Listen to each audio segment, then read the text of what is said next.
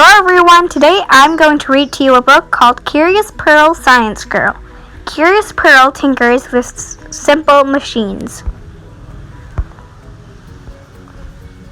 Last week, Peter and I got a new kitten. His name is George, and he's adorable.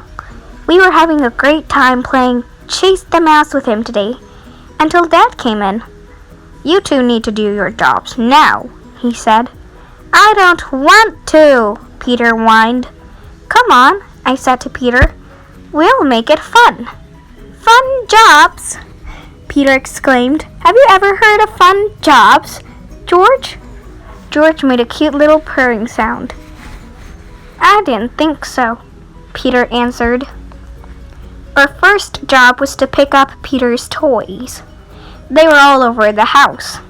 He keeps them in a big box, but the box gets heavy when you put a lot of toys in it. So I got my skateboard and put the box on top of it.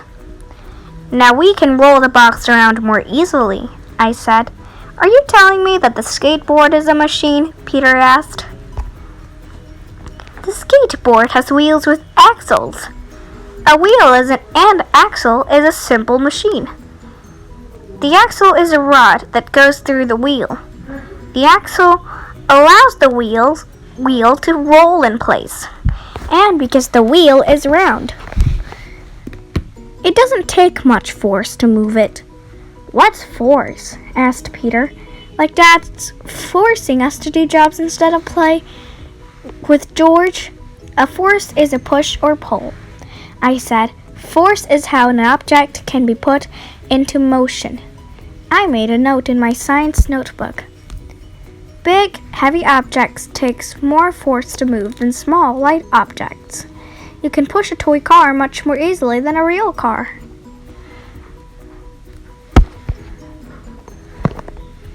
Peter pushed the skateboard faster to make George follow it. Crunch! "Uh-oh," Peter said. I thought about it. The pointed nose of the skateboard is a wedge. That's a kind of simple machine, too. A wedge is two slanting planes joined together to make a point. The point is used to split things apart. Why would anybody want a simple machine that breaks things? Peter said. "Well," I said, "an axe is a wedge, which can be useful if you need to chop something. A knife is also a wedge. It's great for cutting sandwiches." Peter looked at the crack in the wall. This wedge was definitely not useful in a good way, he said. "Meow," agreed George. "Let's try to think of some other way wedges can be used," I said. I wrote them down in my science notebook. A wedge can be used to separate things, such as spade breaking up soil. But it can also be used to hold things together or in place. A nail is a wedge that can be used to hold two boards together. "Hey," Peter said, "speaking of sandwiches, let's have a snack." "First, we have to take out the rubbish," I said. Peter grabbed the bin bag, and we walked outside and down the ramp to the bin. "This ramp is actually a simple machine," I said. "One of the simplest. It's an inclined plane. That's a flat surface that is slanted, so it's easier to go up and down."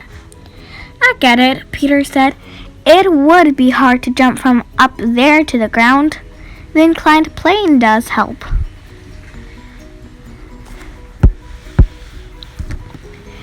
Back in the kitchen, I grabbed the bread.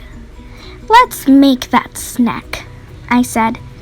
Peter twisted the lid off the peanut butter, and that reminded me of something cool. "Eureka!" I said. "Did you know that this lid is a simple machine? It's called a screw."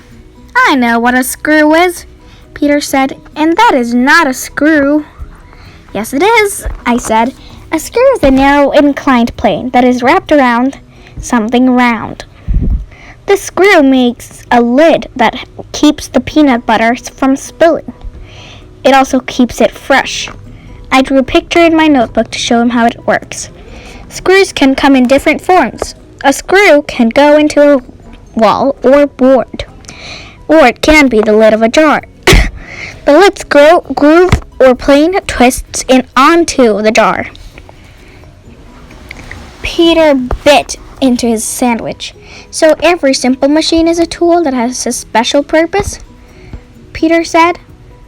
Exactly, I said. I wanted to show Peter the last two simple machines.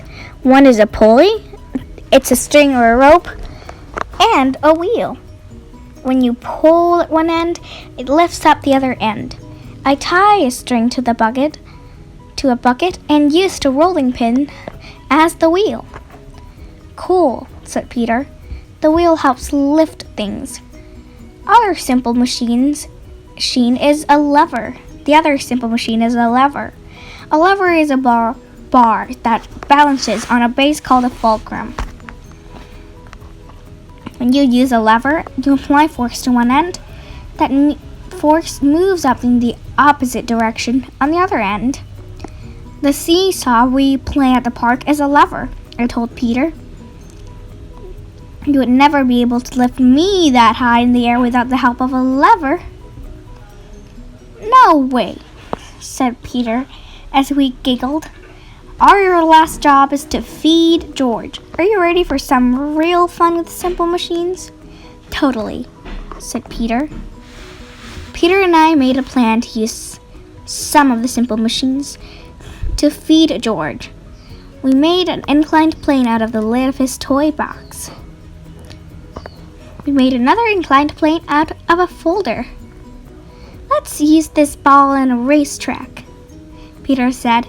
Great idea, I said. We also made a lever out of a meter stick. And the coolest part of all was the pulley. Eureka, I said. We've made a complex machine. I opened up my science notebook. A complex machine is made up of two or more simple machines that work together. Let's see if we can predict what will happen with all of these simple machines, I said. Why would we want to do that?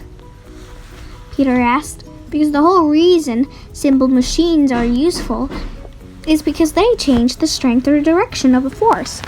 I said, but they're only really useful if you know what's going to happen, so you can use these forces. So we look at the machines and try to explain what is going to happen.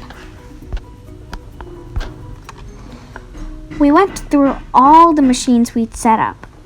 The inclined plane will help George walk up to the top of the machine where the lever is. When he pushes down on one end of the lever, his downward force will be changed into an upward force that will nudge the ball onto another inclined plane. When the ball goes into the inclined plane, it rolls and gains speed, and then the ball rolls into the bucket on one side of the pulley, and the other side goes up. Bingo! Dinner time! Let's see if it worked, Peter said. First, we showed George his mouse toy. He followed it up the lid and onto the table. So far, so good, said Peter. Then we kept leading him right to the end of the books and onto the lever. Booing! The cat and the lever went down, and the other end popped up. There goes the ball down the inclined plane. Super cool, I said. The ball went into the bucket. Because it was heavier than the food, it had more downward force than the food. So the bucket went down to the floor and the food came up. Just like we planned it, Peter said. We gave each other high fives as George happily ate his dinner. What's going on in here? Uh-oh, it was Dad. We were just finishing our jobs, I said. Your first job was supposed to be tidying up this room, not making a new mess. Dad said, sorry, Peter said, we were making simple machines. Well, now you have a simple new job. Dad said, clear up these machines. Okay, everyone, goodbye.